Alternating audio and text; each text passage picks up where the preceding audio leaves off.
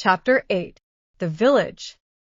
After hoeing, or perhaps reading and writing in the forenoon, I usually bathed again in the pond, swimming across one of its coves for a stint, and washed the dust of labor from my person, or smoothed out the last wrinkle which study had made, and for the afternoon was absolutely free.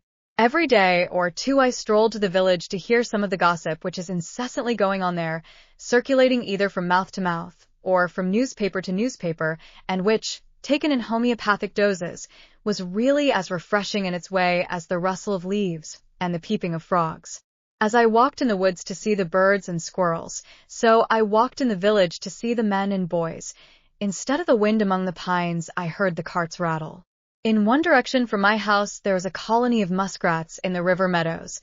Under the grove of elms and buttonwoods in the other horizon was a village of busy men, as curious to me as if they had been prairie dogs, each sitting at the mouth of its burrow, or running over to a neighbor's to gossip. I went there frequently to observe their habits. The village appeared to me a great newsroom, and on one side, to support it, as once at Redding and Company's on State Street, they kept nuts and raisins, or salt and meal and other groceries. Some have such a vast appetite for the former commodity, that is, the news, and such sound digestive organs, that they can sit forever in public avenues without stirring, and let it simmer and whisper through them like the Etesian winds, or as if inhaling ether, it only producing numbness and insensibility to pain.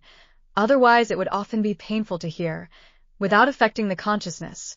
I hardly ever failed, when I rambled through the village, to see a row of such worthies, either sitting on a ladder sunning themselves, with their bodies inclined forward and their eyes glancing along the line this way and that, from time to time, with a voluptuous expression, or else leaning against a barn with their hands in their pockets, like caryatids, as if to prop it up. They, being commonly out of doors, heard whatever was in the wind. These are the coarsest mills, in which all gossip is first rudely digested or cracked up before it is emptied into finer and more delicate hoppers within doors. I observed that the vitals of the village were the grocery, the barroom, the post office, and the bank, and, as a necessary part of the machinery, they kept a bell, a big gun, and fire engine at convenient places, and the houses were so arranged as to make the most of mankind, in lanes and fronting one another, so that every traveler had to run the gauntlet, and every man, woman, and child might get a lick at him. Of course, those who were stationed nearest to the head of the line, where they could most see and be seen, and have the first blow at him, paid the highest prices for their places, and the few straggling inhabitants in the outskirts, where long gaps in the line began to occur, and the traveler could get over walls or turn aside into cow paths, and so escape, paid a very slight ground or window tax. Signs were hung out on all sides to allure him, some to catch him by the appetite, as the tavern and victualling cellar, some by the fancy, as the dry goods store and the jewelers, and others by the hair or the feet or the skirts, as the barber, the shoemaker, or the tailor. Besides, there was a still more terrible standing invitation to call at every one of these houses, and company expected about these times. For the most part one escaped wonderfully from these dangers, either by proceeding at once boldly and without deliberation to the goal, as is recommended to those who run the gauntlet, or by keeping my thoughts on high things like Orpheus, who, loudly singing the praises of the gods to his lyre, drowned the voices of the sirens, and kept out of danger. Sometimes I bolted suddenly, and nobody could tell my whereabouts, for I did not stand much about gracefulness, and never hesitated at a gap in a fence. I was even accustomed to make an eruption into some houses, where I was well entertained, and after learning the colonel's and very last sieveful of news, what had subsided, the prospects of war and peace, and whether the world was likely to hold together much longer, I was let out through the rear avenues, and so escaped to the woods again. It was very pleasant, when I stayed late in town, to launch myself into the night, especially if it was dark and tempestuous, and set sail from some bright village parlor or lecture room, with a bag of rye or Indian meal upon my shoulder, for my snug harbor in the woods, having made all tight without, and withdrawn under hatches with a merry crew of thoughts, leaving only my outer man at the helm, or even tying up the helm when it was plain sailing. I had many a genial thought by the cabin fire as I sailed. I was never cast away nor distressed in any weather, though I encountered some severe storms. It is darker in the woods, even in common nights, than most suppose. I frequently had to look up at the opening between the trees above the path in order to learn my route, and, where there was no cart path, to feel with my feet the faint track which I had worn, or steer by the known relation of particular trees which I felt with my hands, passing between two pines, for instance, not more than 18 inches apart, in the midst of the woods, invariably in the darkest night. Sometimes, after coming home thus late in a dark and muggy night, when my feet felt the path which my eyes could not see, dreaming and absent-minded all the way, until I was aroused by having to raise my hand to lift the latch, I have not been able to recall a single step of my walk, and I have thought that perhaps my body would find its way home if its master should forsake it, as the hand finds its way to the mouth without assistance.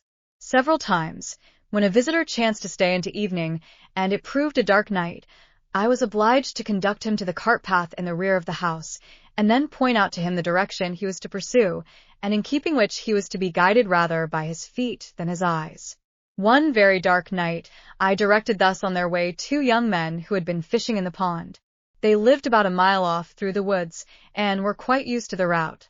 A day or 2 after, one of them told me that they wandered about the greater part of the night, close by their own premises, and did not get home till toward morning, by which time, as there had been several heavy showers in the meanwhile, and the leaves were very wet, they were drenched to their skins. I have heard of many going astray, even in the village streets, when the darkness was so thick that you could cut it with a knife, as the saying is. Some who live in the outskirts, having come to town shopping in their wagons, have been obliged to put up for the night, and gentlemen and ladies making a call have gone half a mile out of their way, feeling the sidewalk only with their feet, and not knowing when they turned. It is a surprising and memorable, as well as valuable experience, to be lost in the woods any time. Often in a snowstorm, even by day, one will come out upon a well-known road, and yet find it impossible to tell which way leads to the village. Though he knows that he has traveled it 1,000 times, he cannot recognize a feature in it, but it is as strange to him as if it were a road in Siberia. By night, of course, the perplexity is infinitely greater. In our most trivial walks, we are constantly, though unconsciously, steering like pilots by certain well-known beacons and headlands, and if we go beyond our usual course, we still carry in our minds the bearing of some neighboring cape, and not till we are completely lost or turned round, for a man needs only to be turned round once with his eyes shut in this world to be lost, do we appreciate the vastness and strangeness of nature. Every man has to learn the points of compass again, as often as he awakes, whether from sleep or any abstraction. Not till we are lost, in other words, not till we have lost the world, do we begin to find ourselves and realize where we are and the infinite extent of our relations. One afternoon, near the end of the first summer, when I went to the village to get a shoe from the cobbler's, I was seized and put into jail, because, as I have elsewhere related, I did not pay a tax to, or recognize the authority of, the state which buys and sells men, women, and children, like cattle at the door of its Senate house. I had gone down to the woods for other purposes. But, wherever a man goes, men will pursue and paw him with their dirty institutions, and, if they can, constrain him to belong to their desperate oddfellow society. It is true, I might have resisted forcibly with more or less effect, might have run amok against society, but I preferred that society should run amok against me, it being the desperate party. However, I was released the next day, obtained my mended shoe, and returned to the woods in season to get my dinner of huckleberries on Fairhaven Hill. I was never molested by any person but those who represented the state. I had no lock nor bolt but for the desk which held my papers, not even a nail to put over my latch or windows. I never fastened my door night or day, though I was to be absent several days. Not even when the next fall I spent a fortnight in the woods of Maine. And yet my house was more respected than if it had been surrounded by a file of soldiers. The tired rambler could rest and warm himself by my fire, the literary amuse himself with the few books on my table, or the curious, by opening my closet door, see what was left of my dinner, and what prospect I had of a supper. Yet, though many people of every class came this way to the pond, I suffered no serious inconvenience from these sources, and I never missed anything but one small book, a volume of Homer, which perhaps was improperly gilded, and this I trust a soldier of our camp has found by this time. I am convinced that if all men were to live as simply as I then did, thieving and robbery would be unknown. These take place only in communities where some have got more than is sufficient while others have not enough. The Pope's Homers would soon get properly distributed. Nec bella furunt, Vaginus astabat dum Siphus antedapes. Nor wars did men molest, when only beechen bowls were in request. You who govern public affairs, what need have you to employ punishments? Love virtue, and the people will be virtuous. The virtues of a superior man are like the wind. The virtues of a common man are like the grass. The grass, when the wind passes over it, bends.